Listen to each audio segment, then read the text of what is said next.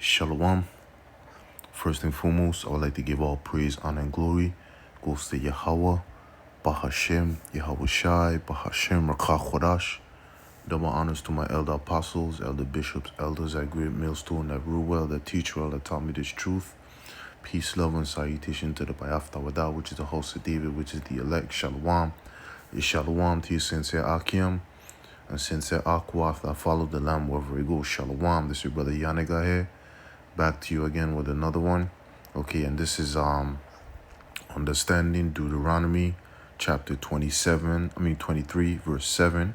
Okay, I'll try to see if I can make this not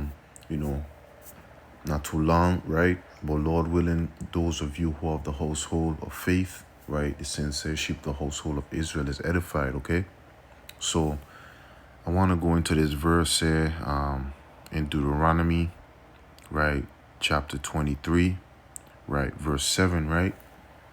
And it reads, right, it says, thou shalt not abhor an Edomite, for he is thy brother. Thou shalt not abhor an Egyptian, because thou was a stranger in his land, right?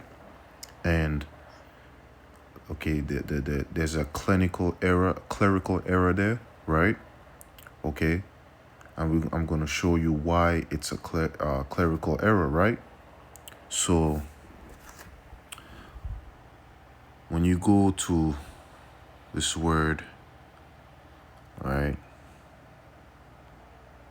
Edom, right? Edom, right? So the word there, right, is, okay, you could read it here, is, matter of fact, let me go to this here real quick. Right, it's Ada.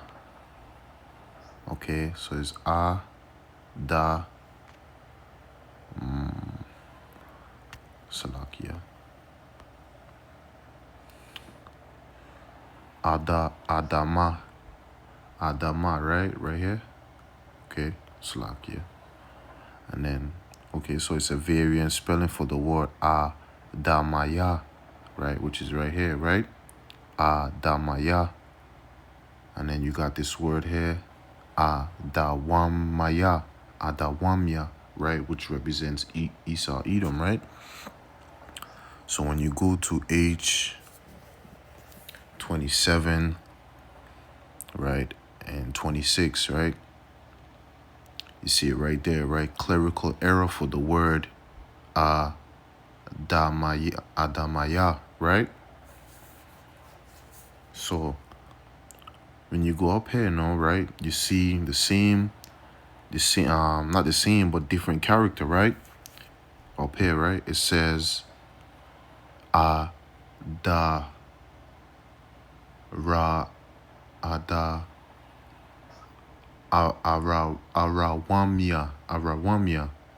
right? Which means to say, okay, Syrian, right? Syrian, that's it right there, right? Syrian, right? Okay, let me see if I get that, see if I get, see, let me go back to the, thing real quick. It says,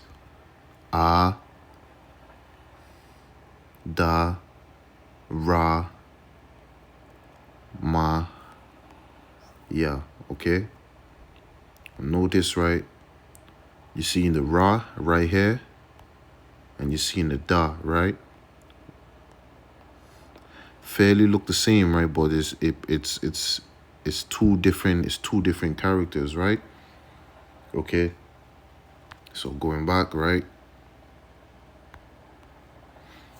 Right. So that would be the clinical error, right? Because the word there's supposed to be Syrian, right? And Syrian is a modern way of saying Aramite, right? Okay. So going back to H130, right?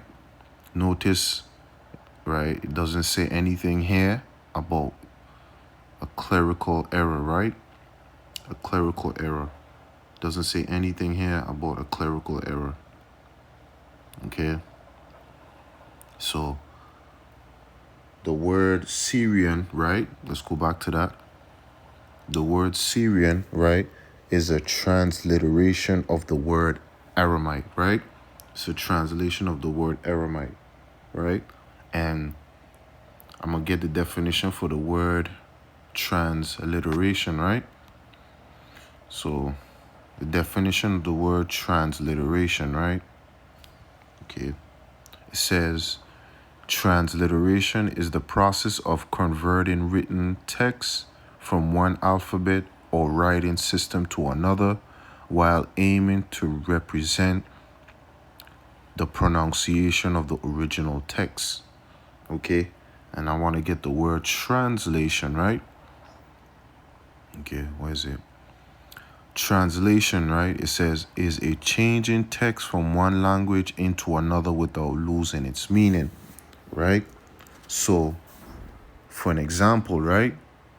You have Yahweh Shai, right? Yahweh Shai, right? Matter of fact, let's see.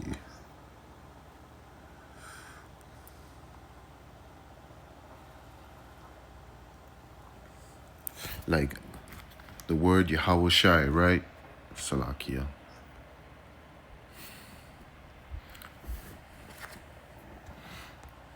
Let's see if I can grab it in this right here.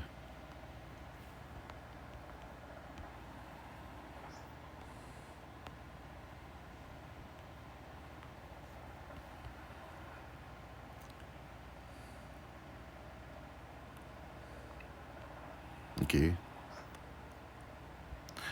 Matter of fact, I'll just give it, let's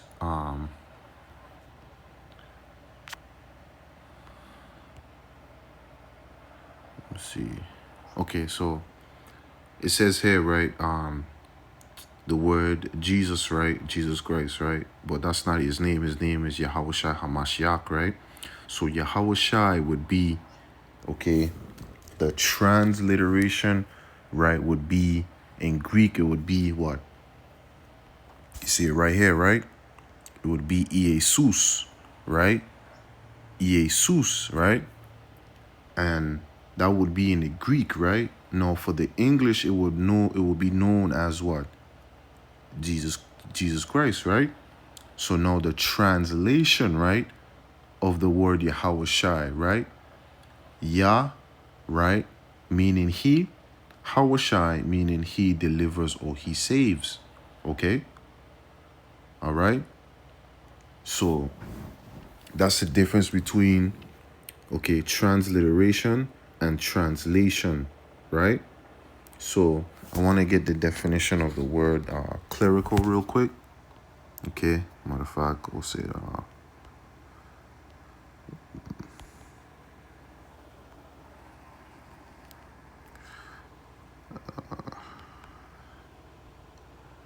okay, so this is the definition for clerical, right? It says, of a job or person concerning with or relating to work in an office, especially a routine documentation, right? Okay. And the documentations would be, okay, the Bible, man. All documentation would be the Bible, right? Okay.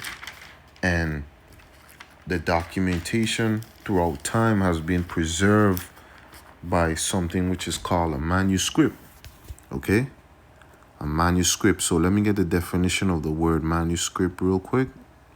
Let's see if I can. No? All right. Man.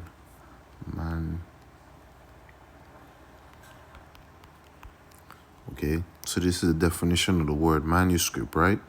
It says a book, documentation, or piece of music written by hand rather than typed or printed. Okay. Let me see if I could get that into Wikipedia real quick. Okay. It says manuscript, right? It says abbreviated MS for singular and MSS for plural was traditionally any document written by hand or typewritten as opposed to mechanically printed or reproduced in some indirect or automated way. Okay, and this is how documentations was preserved, okay, by it being handwritten. Okay, and this is the reason why, you know, the Bible was on scrolls, okay, before it was even written in a book, man. Okay, and it was written in Hebrew, right? So there's something called a stenographer, right?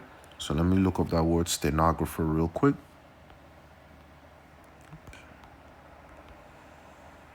Okay, a stenographer, right? Matter of fact,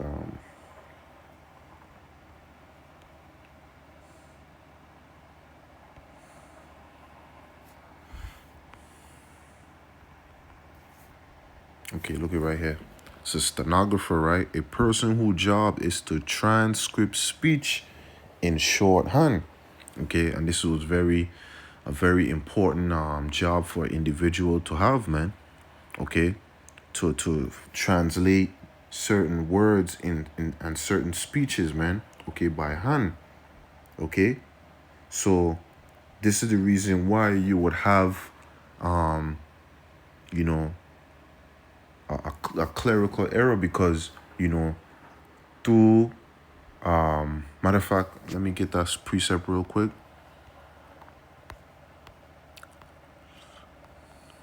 Go straight to the point. The prologue, right, of Yahushai, right, our son of Sirach, right.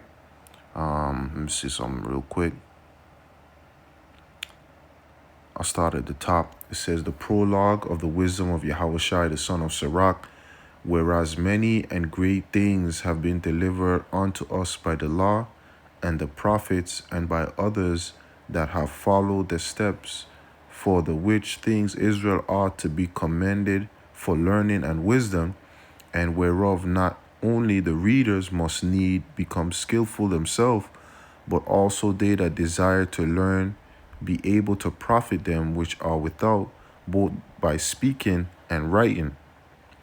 It says, my grandfather Yahushai, when he had much given himself to the reading of the law and the prophets and other books of our fathers, and had gotten therein good judgment, was drawn on also himself to write some things pertaining to learning and wisdom, to the intent that those which are desirous to learn and are addicted to these things might profit much more in living according to the law.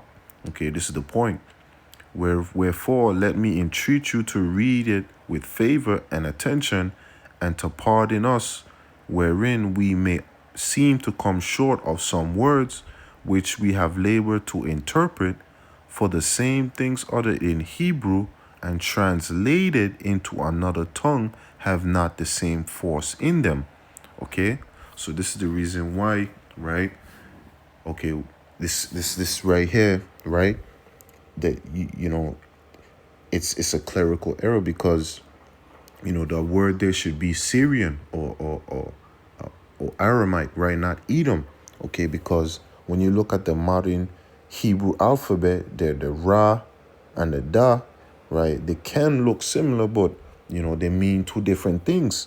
Okay, matter of fact, the characters are different, actually, right? So you could, this is the reason why it's a clinical error, because the two characters written improperly is going to get lost in translation. Okay, and that is what is called a clerical error, right? So now let's get the definition of the word clerical error, right? It says clerical error is a minor mistake or oversight made during the process of writing, copying, or recording something, often in documents or records, right? It says it's a mistake that typically doesn't involve any judgment or complex reason, and is often the result of a simple slip-up, like a typographical error, a miscalculation, or an omission, right? So this is the reason why, you know, that word there should be what's it, a Syrian, man. Okay, so now, with that being said, okay, case in point, right? Instead of Edomite, let's go with a Aramean or Aramite, right? Now, how, right, is an Aramean or an Aramite our brother, right? Let's go to Deuteronomy 26, and start at the first verse. It says, okay, it says Deuteronomy 26 and 1, and it reads, it says, And it shall be when thou art coming to the land which the Lord Yahweh Bashim thy power giveth thee for an inheritance, and possess it, and dwellest therein, that thou shalt take of the first of all the fruits of the earth, which thou shalt bring of thy land, that the Lord Yahweh thy power giveth thee, and shall put it in a basket, and shall go unto the place which the Lord Yahweh thy power shall choose to place his name there. And thou shalt go unto the priest, and shall be in those days, and say unto him, I profess thee this day unto the Lord thy power, that I am come unto the country which the Lord Yahweh Bashim Shai swear unto our fathers for to give us. And the priest shall take the basket out of thy hand, and set it down before the altar of the Lord Yahweh Bashim Shai thy power. Okay, verse 5, right?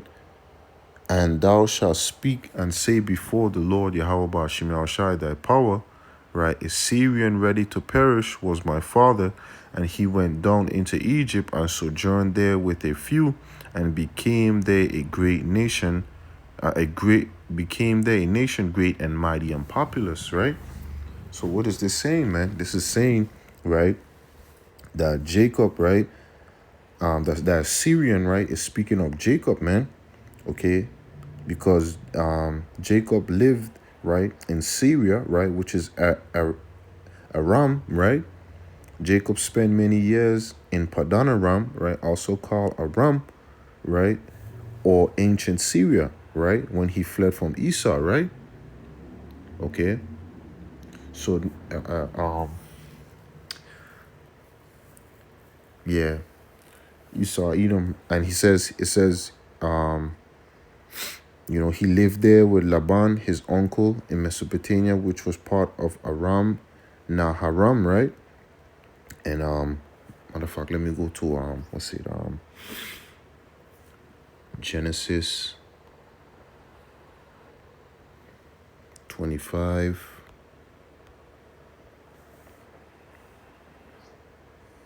Let's start at 25.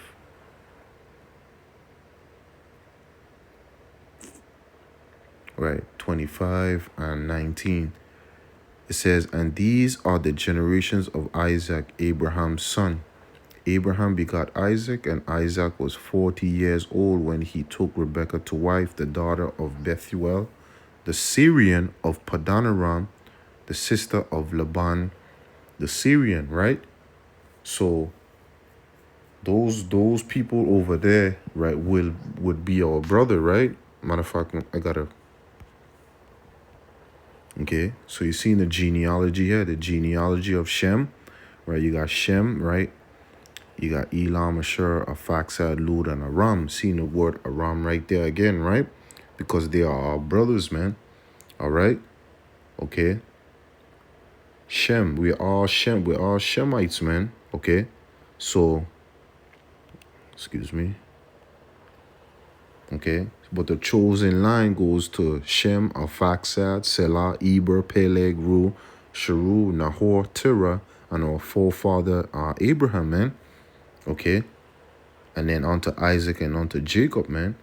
Okay, so this is the reason why, right, it will make proper sense, right, when it says here in Deuteronomy. Let's go back to it. Let's see. All right.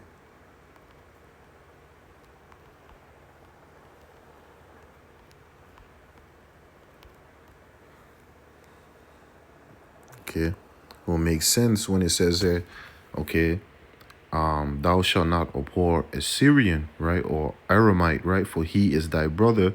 Thou shalt not abhor a Egyptian, because thou was a stranger in his land. So now,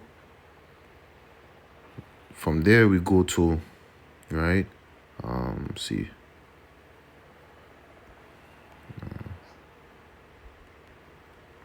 okay, so you see in the map right here, right, you see Arphaxad, right, and Shem, right, okay, and around that area, that would be the land or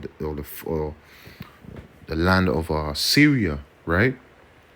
Because just remember, Abraham, he traveled up, right, north, right, and then he traveled west and then south to go down into the land of Canaan, right? Matter of fact, what's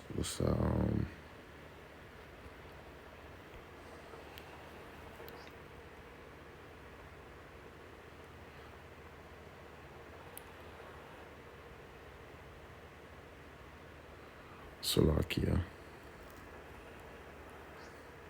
scripture, right. Right. It says Genesis 24:1. It says, and Abraham was old and well stricken in age, and the Lord Yahweh Shemashai had blessed Abraham in all things. And Abraham said unto his elder servant of his house that ruled over all that he had, put, I pray thee, thy hand under my thigh, and I will make thee swear by the Lord Yahweh Shemashai, the power of heaven and the power of the earth, that thou shalt not take a wife unto my son of the daughters of the Canaanites among whom I dwell. Right. So when I read this right here, right, okay, just remember, right, okay, we saw Abraham sojourned over here to the land of Canaan, right, but we are to not take any of the wife of the Canaanites, man. Okay, we were to, he gave him a wife, right, which was let me see, let me go back, Salakia. Yeah, Rebecca, right, Rebecca, right, the daughter of Bethuel, right, the Syrian of Padanaram, okay, because this is where Abraham, this is where we were dwelling, right, before we traveled, right, from there, right, the land of all the way up to Haran, right, all the way up to Haran, and then all the way west, and then went down all the way south to the land of Canaan. Okay, so yeah, man. Okay, just a little quick, little brief, understanding of Deuteronomy chapter 23 verse 7, that word there should be Syrian, right, and not Edom, man. So yeah, man, with that, I want to give all praise, honor, and glory goes to Yahweh, Ba'ashem Yahushai, Ba'ashem Rakakudash, Shalom to the elect, Shalom.